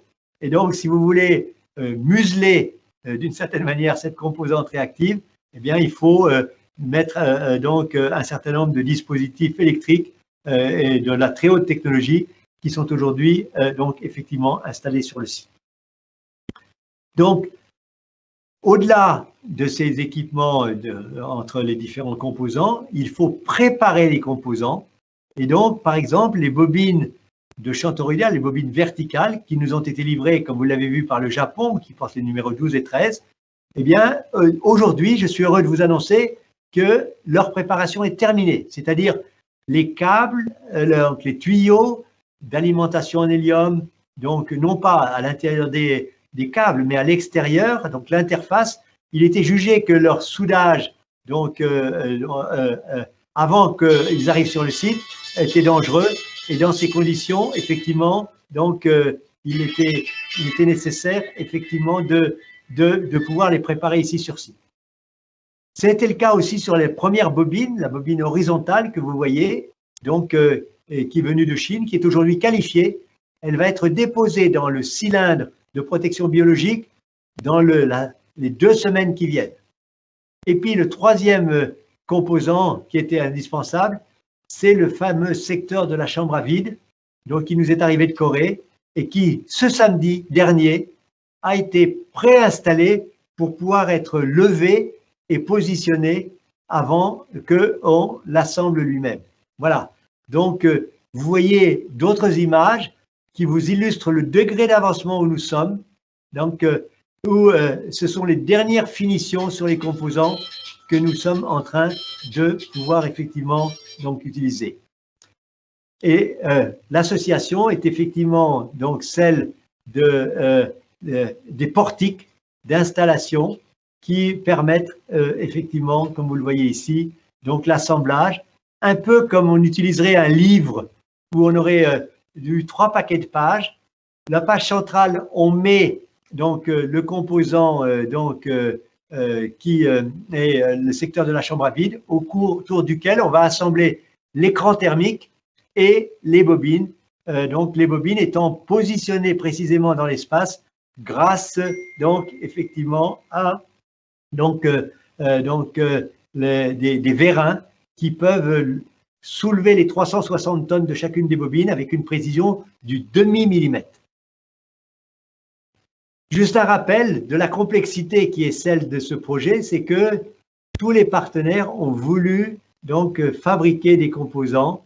Et donc, vous voyez que tous les composants sont distribués entre tous les partenaires, donc sachant que la propriété intellectuelle est cependant partagée en commun. Ça vous donne une petite idée de la complexité. C'est comme si vous vouliez construire donc une machine et vous aviez distribué la fabrication dans N pays. Chacun des pays est responsable de cette fabrication et c'est seulement à la fin que vous avez la responsabilité de l'assemblage. Les fabrications continuent, même si les premières sont arrivées sur site. Donc, notamment les bobines de champ toroïdal, elles continuent d'être fabriquées donc en Europe, mais aussi en Japon, comme vous le verrez. Sur la partie centrale de la photo, vous voyez qu'ils sont en train, toujours en Europe, de fabriquer les différentes parties de la chambre à vide. Je ne sais pas si vous voyez dans la photo du milieu supérieur, le soudeur qui travaille, il travaille avec un scaphandre pour se protéger du Covid en Italie. Donc, et ça vous donne une petite idée de la dimension de ce qui est en train de se faire. Et puis, ici sur le site même, l'Europe est en train de fabriquer des bobines qui font jusqu'à, je dirais, donc 24 mètres de diamètre. Elles ne peuvent pas être transportées et donc les 2 bobines de 24 mètres, les 2 bobines de 17 mètres sont faites sur site. Voilà. En Chine, ils sont en train de terminer la fabrication des câbles d'alimentation, ce qu'on appelle les feeders, voilà, donc qui vont alimenter les 18 bobines verticales, donc 6 bobines horizontales et puis la bobine centrale. L'Inde est en train de nous fournir donc la fin du cryostat, c'est effectivement le chapeau supérieur, si je peux m'exprimer, qui sera mis en place en 2024. Il est en train d'être terminé, on va le stocker, on essaie d'utiliser au mieux les installations nécessaires pour ne pas être amené à les démonter et à les remonter ensuite.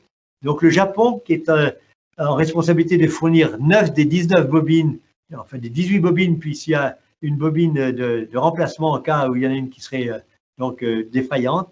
Voilà, effectivement, les différents composants. La Corée, qui est en train de finir de fabriquer les secteurs de la chambre à vide, elle en a encore 3 à fabriquer. Et vous voyez qu'ils sont dans un état d'avancement de l'ordre de 86 à 99%.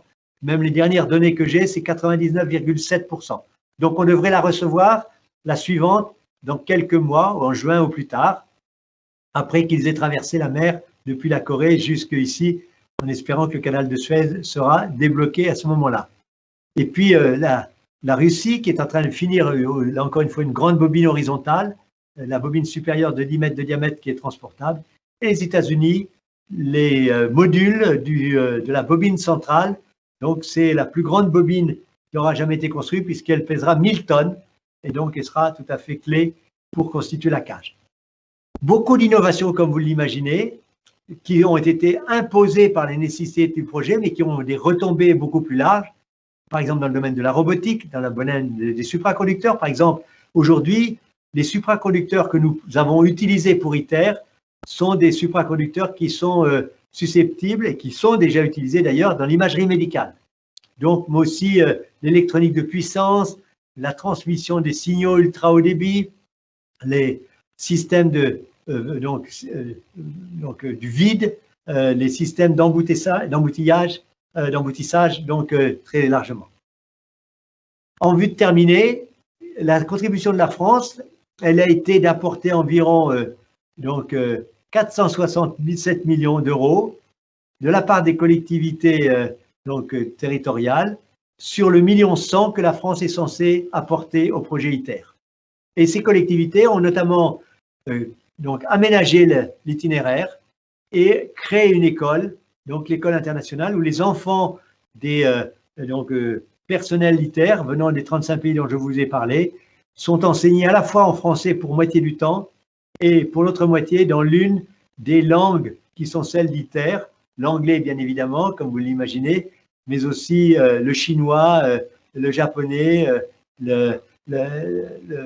l'allemand, l'espagnol, voilà. Les retombées économiques, comme vous l'imaginez, quand vous avez un projet de cette nature, vous reposez évidemment sur la compétence industrielle et le savoir-faire industriel. Aujourd'hui, c'est près de 12 milliards d'euros de contrats pour la fabrication et la construction des composants qui ont été passés à l'industrie mondiale, avec des retombées économiques en France qui sont assez favorables. Cette photo est en fait celle qui a été prise le jour où nous avons terminé le bâtiment Tokamak. Vous le savez peut-être, donc il est une tradition que les compagnons du génie civil, lorsqu'ils terminent un bâtiment dont ils sont particulièrement fiers, eh bien, ils mettent un bouquet au sommet du bâtiment. Là, comme le bâtiment est une taille assez imposante, ils ont mis un olivier. Voilà. Et donc, cet olivier célébrait le fait que, à l'époque, c'était une vraie réussite économique. Et donc, in fine, comme vous le voyez, sur les 7,16 milliards, donc par rapport aux 12 dont je viens de vous parler, qui ont été investis en Europe, eh bien, les entreprises françaises en ont, en premier contractant, ramassé 4,3 milliards. Donc, c'est très significatif succès, expliquant pourquoi l'Europe est donc contributive supérieure aux autres pays. Le chantier ITER, comme je vous l'ai dit, donc c'est entre 2500 et 2800 personnes en temps normal. Aujourd'hui, on est même très haut. Au plus bas, c'était un peu plus de 600 personnes lorsque la crise sanitaire a frappé. Et donc, on est en train aujourd'hui de remonter et donc dans les années à venir, ce sera plus de 3000 personnes. Donc, vous voyez le nombre d'heures travaillées que la construction a représenté jusqu'à maintenant. Et c'est près de 500 sociétés européennes, donc 80% françaises, qui sont présentes sur le chantier en sous-traitance donc de grandeur d'un ordre. Évidemment, vous l'avez compris, donc ITER produit des neutrons, donc c'est-à-dire des rayonnements. C'est donc une installation nucléaire de base. Donc, en dépit du fait qu'elle est intrinsèquement sûre, nous avons la responsabilité de protéger à la fois les travailleurs et l'environnement de ces rayonnements. Et donc, c'est la raison pour laquelle l'installation ITER a été mise sous le respect de la réglementation française et est soumise à ce titre aux inspections de l'autorité de sûreté nucléaire. De la radioactivité, j'ai dit qu'il y en avait, mais ITER ne générera pas de déchets de haute activité de l'hélium, comme je l'ai dit. En phase d'opération normale, l'impact radiologique d'ITER sur les populations les plus exposées, c'est-à-dire celles qui sont à moins de 2 km du site, dans tous les cas, sera de l'ordre de 1000 fois inférieur à celui de la radioactivité naturelle. Les scénarios les plus improbables, qui sont essentiellement un incendie survenant dans l'installation de stockage du tritium et de distribution du tritium, auraient sur les populations voisines un impact moindre que celui de la radioactivité naturelle en Provence. Évidemment, comme je l'ai dit, nous suivons la totalité de la réglementation. Voilà, ITER, et c'est le moment pour moi de terminer, si vous l'acceptez. ITER, c'est une étape. C'est ce que signifie ITER en latin. C'est une étape importante pour faire la démonstration donc, de la faisabilité de la fusion avec un plasma d'environ 800 mètres cubes, 500 mégawatts de puissance thermique de fusion produite alors que vous en injectez 50 en régime stable. Et donc, une fois cette démonstration faite, eh bien, les pays qui le voudront, soit ensemble, soit individuellement, construiront des vrais démonstrateurs industriels, donc qui produiront cette fois-ci beaucoup plus de chaleur, environ 2 fois et demi, et donc réellement cette fois-ci 500 mégawatts de puissance thermique.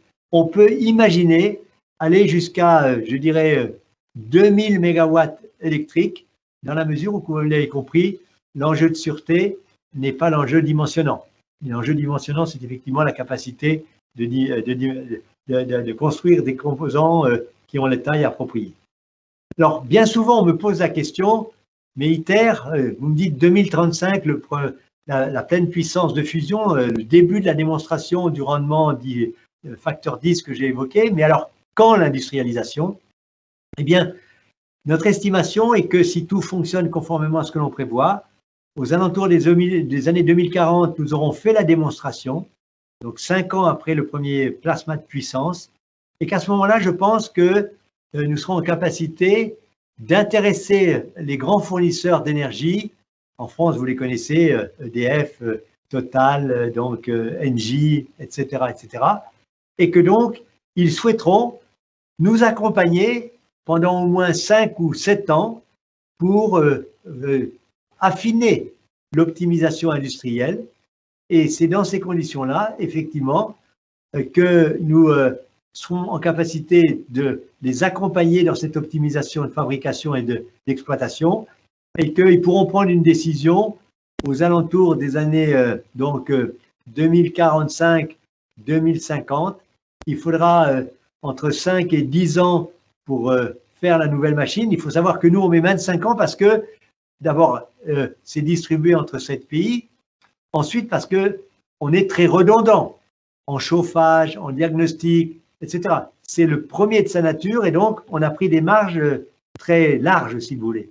Et donc, je pense que c'est à partir des années 2060, donc 2065, que l'on pourra aller vers un mix énergétique qui devrait pouvoir être, de mon point de vue, de l'ordre de 50 à 60% de fusion-fission à cette époque-là et 40 à 50% de renouvelables.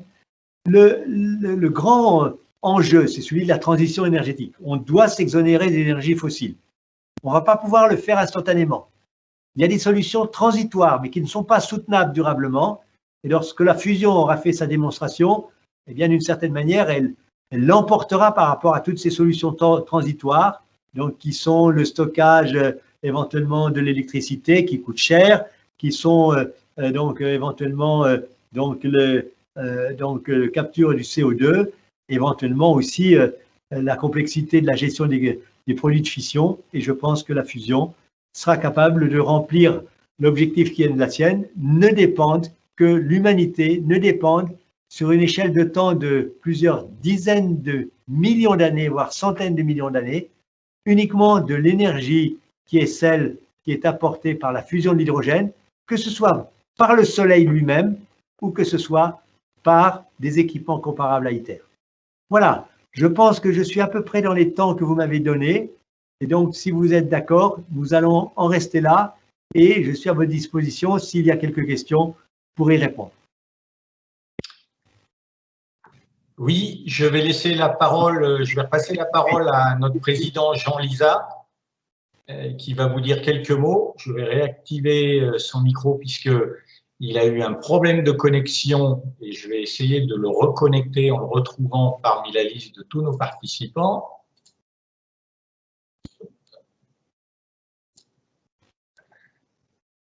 Il y en a 179 là. Peut-être Jean-François, veux-tu prendre la parole le temps que je… Oui, mais écoutez, merci Monsieur Villot pour votre exposé qui était vraiment passionnant. Donc, je vais laisser un petit peu de temps à Jean pour se reconnecter et pouvoir prendre le relais. Moi, j'ai pris un petit peu au fil de l'eau un certain nombre de questions qui vous ont été posées pendant votre exposé.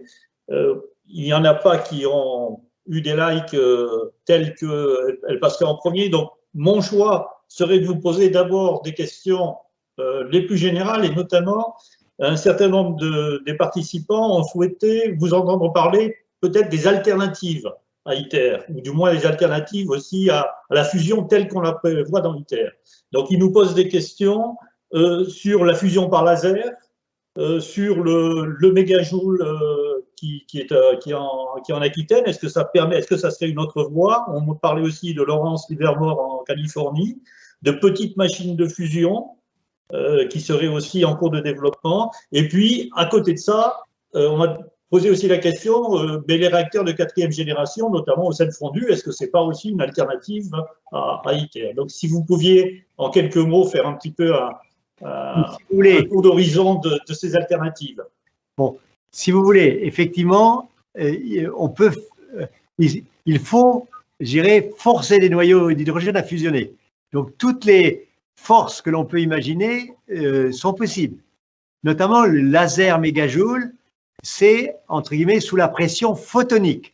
Donc, on va donc créer un grand faisceau de lumière, en fait 192 faisceaux de lumière, se concentrer sur une petite bille de deutérium et de tritium et qui vont faire exploser la bille.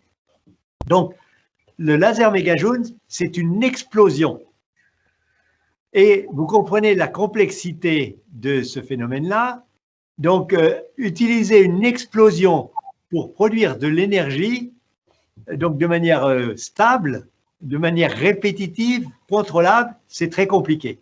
Le grand intérêt du laser mégajoule, c'est de pouvoir explorer un état de la matière donc, qui est cette fois-ci des plasmas de très haute densité. Personne ne peut l'ignorer à des fins militaires. Donc, pour effectivement optimiser donc, les objets qui ont besoin de ce type d'équipement.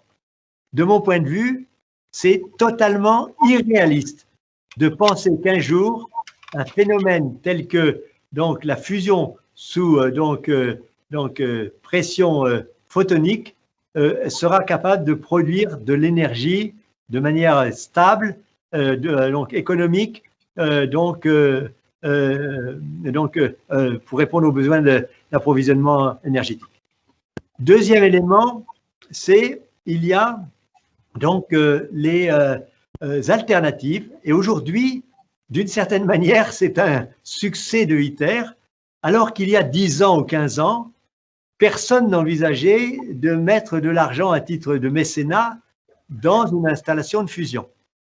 Donc les gens maintenant croient si fortement à la fusion qu'un certain nombre, notamment de grands mécènes américains, sont capables d'investir jusqu'à plusieurs dizaines, voire centaines de millions d'euros sur des machines alternatives. Donc, moi, je dis très bien, si en particulier, on trouve des matériaux supraconducteurs qui peuvent fonctionner à des champs magnétiques qui soient 10 ou 20 fois supérieurs aux champs magnétiques des bobines que nous utilisons, c'est vrai qu'on pourra éventuellement améliorer les rendements. Mais on ne pourra pas, de mon point de vue, réduire très significativement la taille.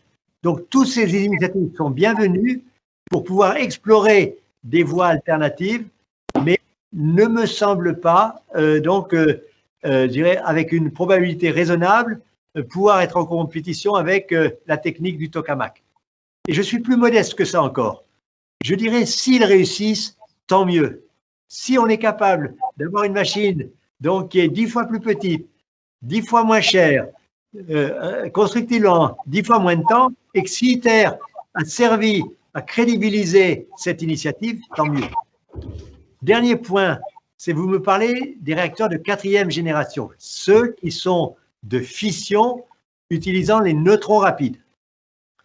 Comme vous le savez, la France en a mis des équipements de ce type au point, le fameux Phénix, hein, Super Phénix.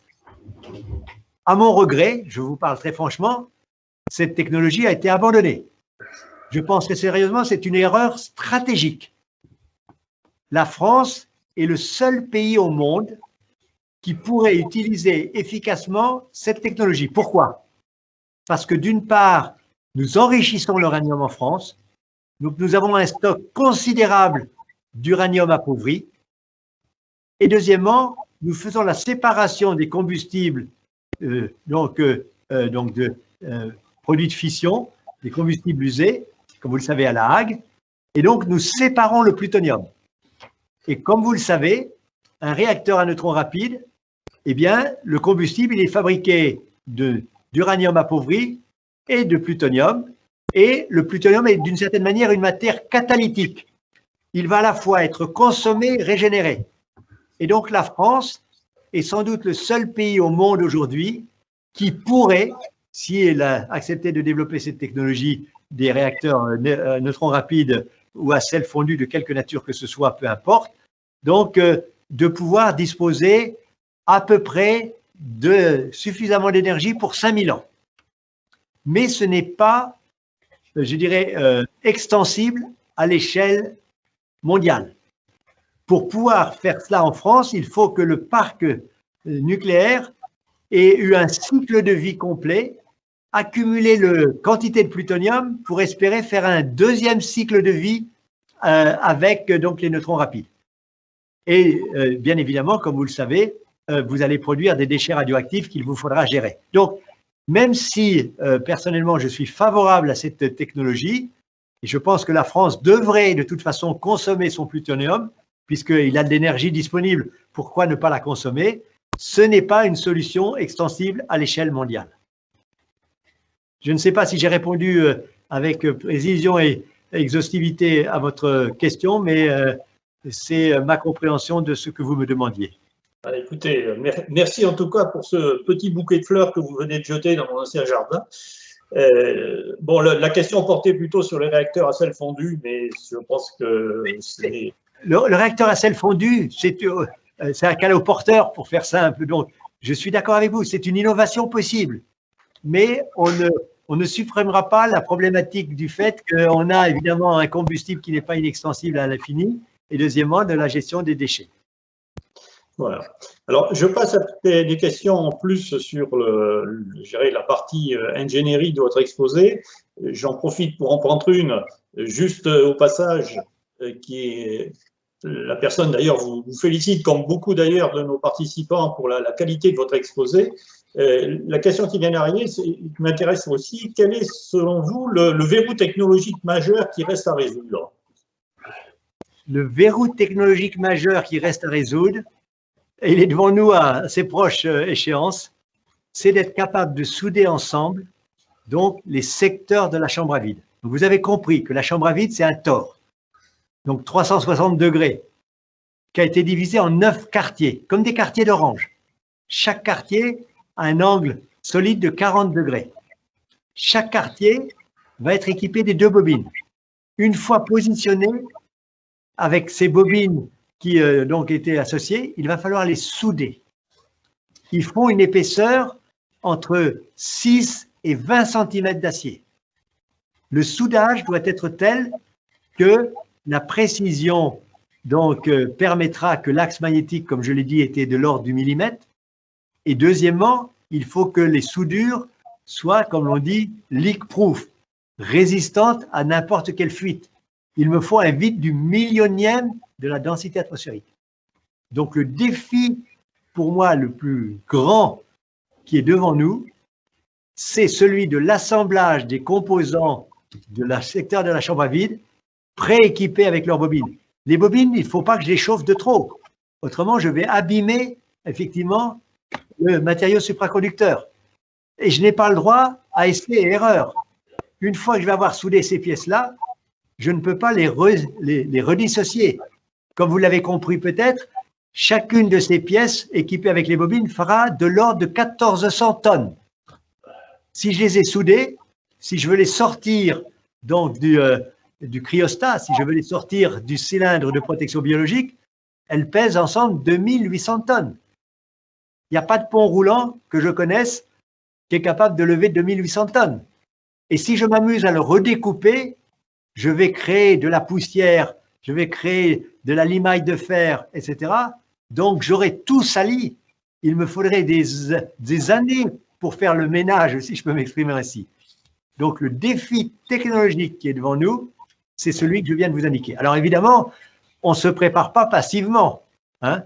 Donc, on a fait des maquettes, on a entraîné des ouvriers, on a développé des robots, on a développé des procédures, mais pour moi, ça, c'est le juge de paix. Le deuxième développement technologique qui est encore, de mon point de vue, devant nous, c'est celui de la robotique.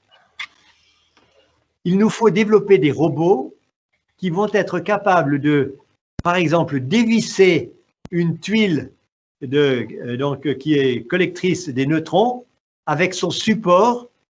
L'ensemble pèse de l'ordre de 4 tonnes.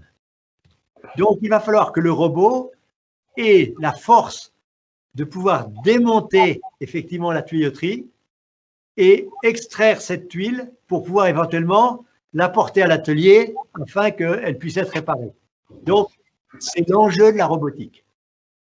Voilà. Et puis la dernière, si vous m'interrogez, c'est l'enjeu de la gestion du tritium. Le tritium, comme vous le savez, c'est un gaz très fusant, comme l'hydrogène, donc, et il est radioactif. Et je veux évidemment ne pas perdre ce tritium.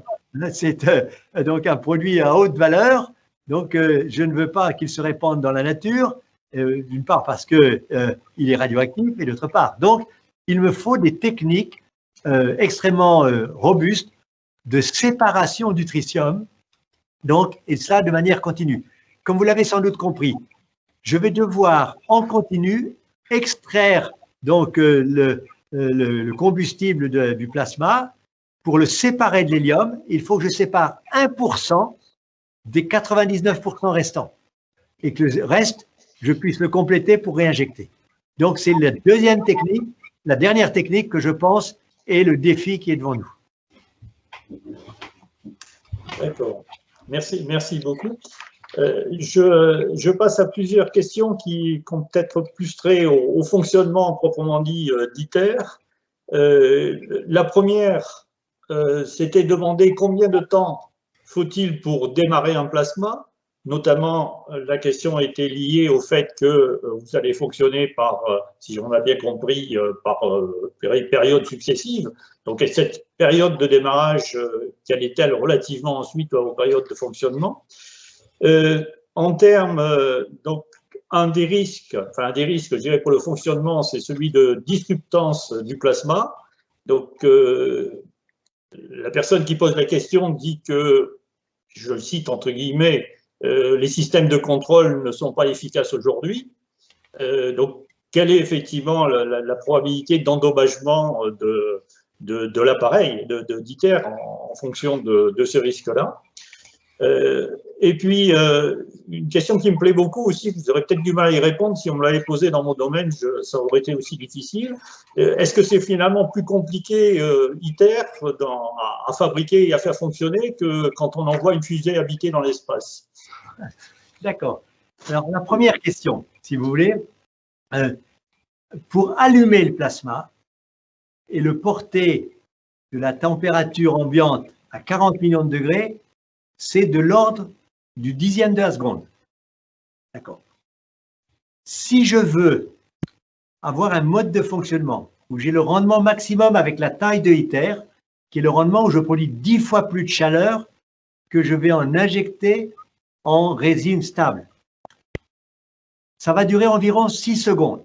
Non, pardon, 6 minutes. 6 minutes, excusez-moi, 6 minutes. Alors, je vous explique pourquoi. Si vous voulez, les bobines, vous avez vu, elles sont verticales et horizontales. Donc, qu'est-ce qu'ils vont créer? Bien évidemment, ils vont créer des champs qui vont être donc horizontaux ou verticaux. Pour être efficace, j'ai besoin que mon champ il soit torsadé. Voilà, comme la bouteille de Möbius, si vous le savez. Si ce n'est pas torsadé, le plasma va sortir de son plan médian et il va falloir que je le remette dans le sens inverse, etc. Si je torsade, au contraire, il va être stable.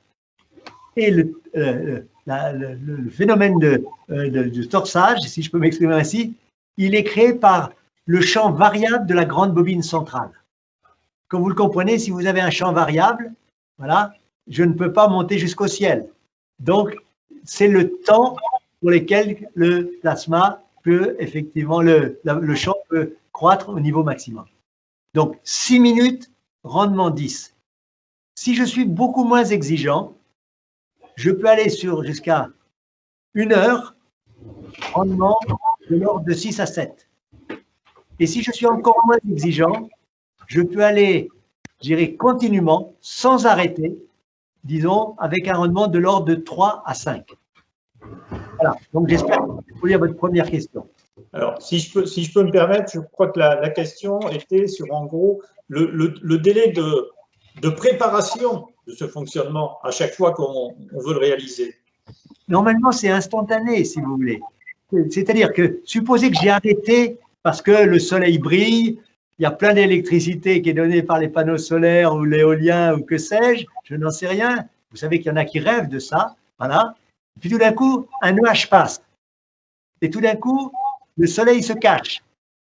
Immédiatement, la production d'électricité d'origine renouvelable va s'effondrer. Je peux prendre le relais en une fraction de seconde. Voilà. Alors, bien sûr, il faut que j'ai préalablement fait le vide, etc. Mais une fois que le vide est là, une fois que le champ magnétique est là, et ça peut être installé en permanence, j'ai aucune difficulté à allumer le plasma. Voilà, mais je pense que la question du participant portait effectivement sur ITER, qui n'est pas là pour faire de l'électricité à terme. Effectivement, dans le cadre d'une manip des chercheurs, quel est effectivement le temps de cette mise à vide, etc., pour pouvoir réaliser… Pour vous dire, notre objectif, c'est d'avoir des plasmas de puissance maximum. Voilà. Donc, normalement, notre plan d'opération, c'est d'avoir de l'ordre de 18 à 20 expériences de 6 minutes minimum dans une journée. Donc, ça vous donne une petite idée. Donc, si vous voulez, donc on va travailler a priori, on va dire, par exemple, au maximum en 2-8, donc sur 16 heures, donc c'est de démarrer un plasma toutes les heures. Voilà. Alors, pourquoi je ne veux pas faire plus vite?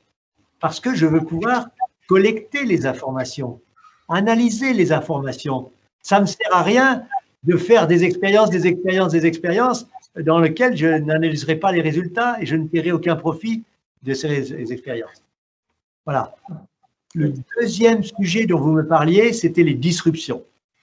Donc, je vois que vous avez un expert qui connaît les choses.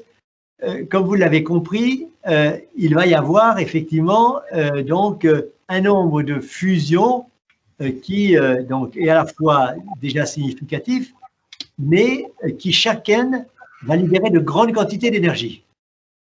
Supposons que deux phénomènes de fusion interviennent à très petite distance l'un de l'autre. Vous allez avoir une bouffée d'énergie. Cette bouffée d'énergie, évidemment, il faut que les lignes de champ magnétique puissent les contenir, puisque le plasma, c'est évidemment de l'agitation thermique, c'est de la vitesse. Donc, si la bouffée est si forte que ça, eh bien, les lignes de champ magnétique vont être incapables d'avoir la force de maintenir le plasma. Le plasma va percer la cage magnétique. Donc, évidemment, à ce moment-là, l'énergie qui va être libérée est susceptible d'endommager la surface de l'enceinte à vide. Donc, c'est un phénomène sérieux qui est connu. Et aujourd'hui, à ITER, nous avons lancé au niveau international un grand programme, de prédétection des disruptions. Si vous voulez, ça n'arrive pas comme ça. Donc, il y a des signes annonciateurs. Voilà. Et deuxièmement, à partir du moment où je pressens qu'il qu'il va y avoir cette possibilité d'irruption, comment est-ce que je peux l'annuler? Et la méthode, je vais vous le dire, elle est très simple. Vous injectez sous forme de petites billes, donc de la taille grosso modo d'un plomb de fusil, donc soit de l'argon, soit de l'hélium, qui à ce moment-là va être immédiatement, si vous voulez, dispersé et va créer, va transformer l'énergie du plasma en lumière. Et cette lumière, elle n'est pas suffisamment forte pour pouvoir effectivement atteindre et affecter effectivement la paroi. Donc aujourd'hui, je suis heureux de vous dire que ce programme qui a été lancé il y a maintenant 3 ans, nous sommes sur la ligne de route. Les premières expériences faites avec ce moyen très novateur sont très prometteuses. Et donc, notamment le JET à Kulam en Angleterre, K-Star en Corée, D3D aux États-Unis sont en train d'expérimenter la façon dont on va injecter, quel est le meilleur angle d'injection, où est-ce qu'il faut distribuer comme on dit, les guns, donc si vous voulez, les pistolets qui vont cracher les petits plombs en question de gaz sous forme solide, donc à très basse température et qui soudainement vont effectivement connaître une forte expansion et permettre ça. Le dernier point que vous me dites, c'est comment on compare la complexité d'un lancement d'un lanceur tel qu'on les connaît en Europe, comme vous le savez, que ce soit effectivement Ariane notamment, mais aussi évidemment les nouveaux lanceurs américains. Comment se juge la complexité? Bon, je pense très sincèrement que la complexité qui est la nôtre est de beaucoup plus grande ampleur. Nous devons combiner de la neutronique, du vide. Donc, il n'y a jamais un vide du millionième de la densité atmosphérique dans un lanceur. De la cryogénie, il y en a, mais c'est sans commune mesure. J'ai 25 tonnes d'hélium liquide produit en permanence. D'accord? Là, au contraire, donc l'oxygène, comme vous le savez, l'hydrogène liquide, il est mis une fois pour toutes et c'est quelques tonnes au mieux. Donc, certes, il y a beaucoup de câblerie, il y a beaucoup de contrôle, mais l'énergie qui est libérée, c'est pas 500 mégawatts. Voilà. Donc, c'est évidemment, heureusement, une énergie plus faible, qui est déjà très impressionnante.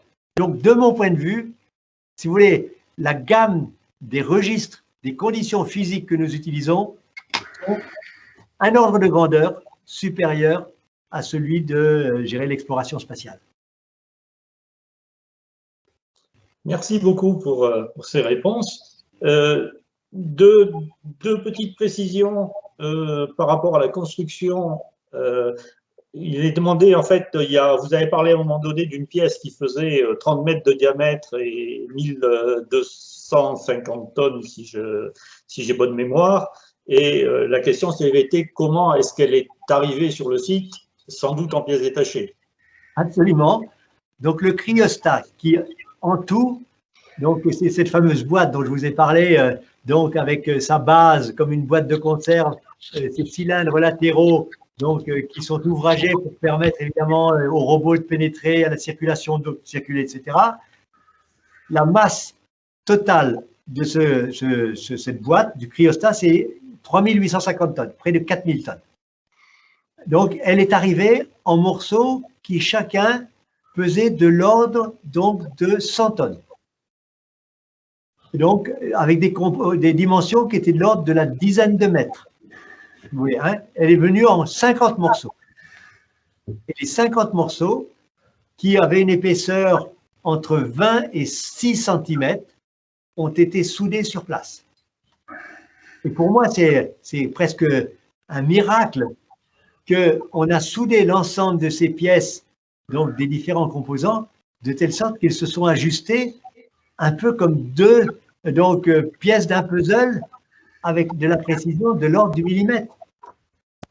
Donc ça veut dire qu'aujourd'hui, dans la maîtrise de la technologie du soudage, donc y compris la pièce se déforme après le soudage, on est capable d'anticiper la déformation. Eh bien, effectivement, lorsqu'il a été positionné, on a constaté qu'il n'y avait pas un écart de plus du millimètre, effectivement, entre ce qui était idéalement prévu dans un dessin géométrique parfait et ce qui était exigé donc, par rapport donc, au site d'accueil de cette pièce. D'accord. Alors, une dernière question de ma part, et ensuite je laisserai Thierry compléter si j'en ai oublié. Je ne suis pas sûr qu'on vous ayez été écouté aujourd'hui outre-Atlantique, mais un de nos participants nous demandait quel était l'apport du Canada dans ITER. Alors, pour le moment, le Canada, qui était initialement donc, un partenaire de ITER, pour des raisons politiques, aux alentours des années 2002-2003, a cessé son partenariat. Initialement, le Canada, à Carlington, près de Toronto, proposait un site qui était en compétition avec Cadarache. Et puis, il y a eu un homme politique canadien, un premier ministre canadien, qui a dit au Canada, on a plein d'hydraulique, on a plein donc, de combustibles fossiles, on a plein d'espace, donc la fusion, ce n'est pas notre priorité. Ils sont sortis. Et puis, il y a 2 ou 3 ans, un ministre canadien était de passage à Paris. Et il avait entendu parler d'ITER. Il a dit, mais attendez, nous, le Canada est un pays qui croyons au nucléaire et qui, comme vous le savez, a un parc donc, nucléaire de fission, qui d'ailleurs produisons du tritium. Pourquoi nous ne deviendrons pas partenaires de ITER à nouveau? Alors, comme vous l'avez compris, les partenaires ITER tels qu'ils sont là, grosso modo, chacun d'entre eux, on va dire que, pour faire simple, donc le coût de la machine, la phase de construction, c'est 20 milliards. S'il devait être partenaire, il faut qu'il apporte 9% de ces 20 milliards, c'est-à-dire 2 milliards.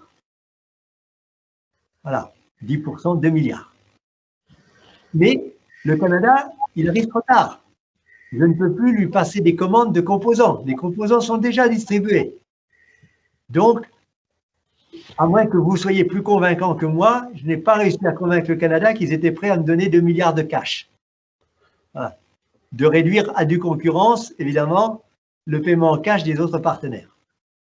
Et donc, le Canada a dit, bah, écoutez, moi, je suis prêt, si je ne suis pas partenaire de plein droit d'exercice, d'être donc ce qu'on appelle un associé, dans lequel je vais pouvoir envoyer mes chercheurs, je vais pouvoir envoyer effectivement mes ingénieurs, je vais pouvoir permettre à certaines de mes entreprises de emporter des marchés, mais évidemment, je contribuerai, voilà, donc pour ces marchés-là, vous savez, je contribuerai non pas une somme totale, mais une somme partielle, voilà.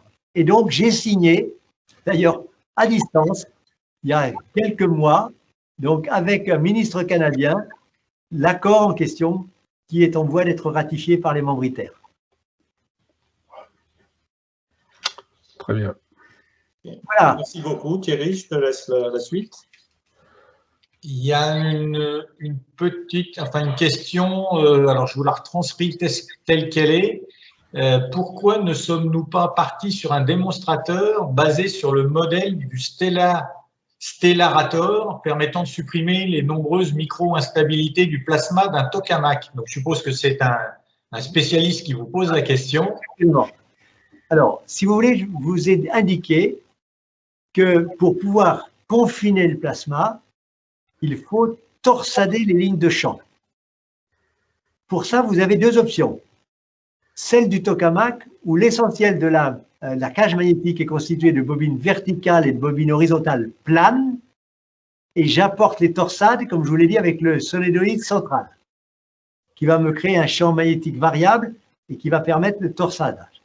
D'accord. Il y a une autre solution, c'est de tordre les bobines, de telle sorte que les lignes de champ magnétique, eh bien, elles suivraient la forme tordue de la bobine.